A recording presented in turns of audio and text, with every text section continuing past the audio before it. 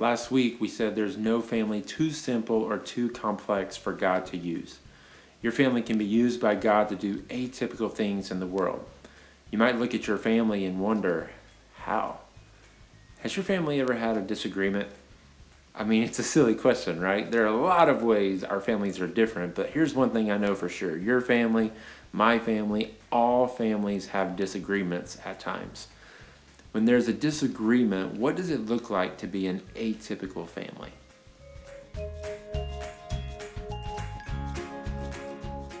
A couple of years ago, my family took a trip out on Lake Monroe with some family friends that own a boat. We had a great time and decided to call it a day as the sun began to set. As we started back towards the ramp where our cars were parked, the boat suddenly died. We were in the middle of the lake, nowhere close to where we were parked. So we tried calling DNR, didn't get a response. We put up our distress flag. Boaters were going by. We were trying to flash them down with a light. None of them were stopping. We were helpless. I remember it was starting to get dark and we had no clue what we were going to do. Levi, out of the blue, looks up and says, "God, it would be nice if a boat just dropped out of the sky." And in less than 5 minutes, a boat passing by stopped and asked if we needed help. The guy hooked our boat up to his with a rope and towed us basically all the way back to our ramp. At some point, every family experiences difficulty or conflict. You might be experiencing one of those situations right now.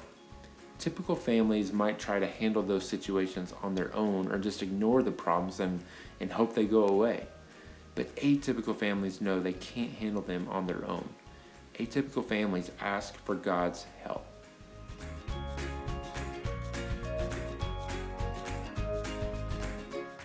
Last week, we met the family of Adam and Eve, the world's very first family. We saw how their story went very wrong as a result of their choices to disobey God and hurt each other. But because God is a God of grace, God used their family to do something amazing, to one day bring Jesus into the world. Today, we meet another family from long ago who were atypical in their own ways.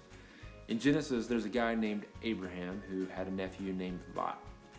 Abraham and Lot were typical in the sense that they fought a lot.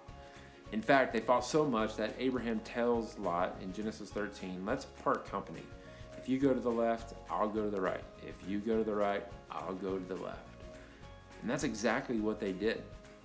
Fast forward a few chapters in Genesis there, and Abraham learns God was going to destroy Sodom, which is the city where Lot lived. In that moment, Abraham made a choice. He pleaded with God on Lot's behalf, and in response to Abraham's prayer, Lot and his family were saved. When you're fighting with someone in your family, it isn't typical to do what Abraham did. The typical response is to fight back, to hold a grudge, or just to give the silent treatment. But Abraham chose to do the atypical thing. He prayed for Lot in the middle of their conflict. He didn't wait for an apology. He reached out first through prayer. If you want God to use you and your family for good, sometimes you have to be the first person in your family to do something atypical. That's what Abraham did. This might seem so simple, but it's true. Not so typical families pray for each other.